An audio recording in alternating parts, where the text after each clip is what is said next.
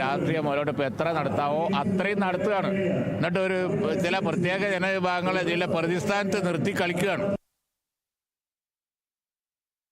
എറണാകുളം മുനമ്പത്തെ വഖഫ് ഭൂമി പ്രശ്നത്തിൽ ആരും ഇടതുപക്ഷത്തെ പഴിചാരേണ്ടെന്ന് മന്ത്രി വി അബ്ദുറഹ്മാന്റെ പ്രതികരണം. മുനമ്പത്തെ ഭൂമി വഖഫായി രജിസ്റ്റർ ചെയ്തത് റഷീദ് അലി തങ്ങൾ വഖഫ് ബോർഡ് ചെയർമാനായിരിക്കുമ്പോഴാണ്. ആ സമയത്ത് വഖഫ് ബോർഡ് യോഗം വിളിക്കാൻ തയ്യാറാകണമെന്നായിരുന്നു മന്ത്രിയുടെ പ്രതികരണം.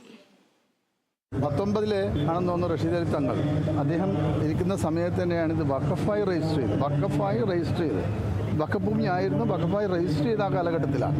പക്ഷെ ആ കാലഘട്ടത്തിൽ ഇവർക്കൊരു യോഗം വിളിക്കാമായിരുന്നു. അവിടുത്തെ ആളുകൾ യോഗം വിളിച്ച് കാര്യങ്ങൾ പറയാമായിരുന്നു അന്നത്തെ വഖഫ് ചെയർമാൻ. അത് ചെയ്തില്ല. അപ്പം അത് വലിയൊരു പ്രശ്നമായി തന്നെ നിൽക്കുക. ഈ ഭൂമി വഖഫാണെന്ന് അറിഞ്ഞുകൊണ്ട് തന്നെ അവർക്ക് രജിസ്റ്റർ ചെയ്ത് കൊടുക്കുകയും ഒക്കെ ചെയ്ത ആളുകളുണ്ട്. അത് ഫറൂഖ് കോളയാണ്. അപ്പോൾ അവർ ഇത് ശ്രദ്ധിക്കേണ്ടതായിരുന്നു. പാവങ്ങളായുള്ള കുറേ ആളുകൾ ഇതിൽ കുടുങ്ങിപ്പോയിട്ട് അവരെ എങ്ങനെ രക്ഷപ്പെടുത്താൻ പറ്റും, അവർക്ക് എങ്ങനെ അവിടെ സ്ഥിരമായി താമസിക്കാനുള്ള സംവിധാനം ചെയ്യാൻ പറ്റും, അതല്ലേ ഗവൺമെൻറ് നോക്കാൻ കഴിയുക. അതാണ് ഗവൺമെൻറ് നോക്കുക. ഇതിനെ രാഷ്ട്രീയമായി മുന്നോട്ട് കൊണ്ടുപോകാൻ ഈ ഗവൺമെൻറ് ആഗ്രഹിക്കുന്നില്ല. ഇതിലൊരു രാഷ്ട്രീയ പ്രശ്നവുമില്ല.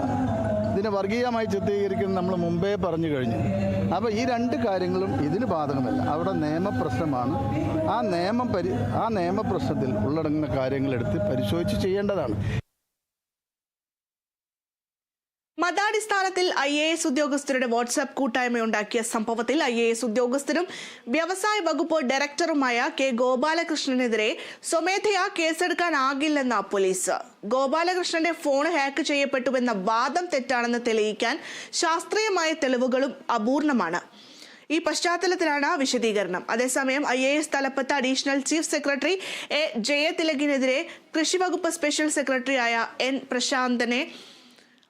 പ്രശാന്തിന്റെ അധിക്ഷേപം തുടരുകയാണ്. എല്ലാവരെയും സുഖിപ്പിച്ചുകൊണ്ട് സംസാരിക്കാൻ കഴിയില്ലെന്ന്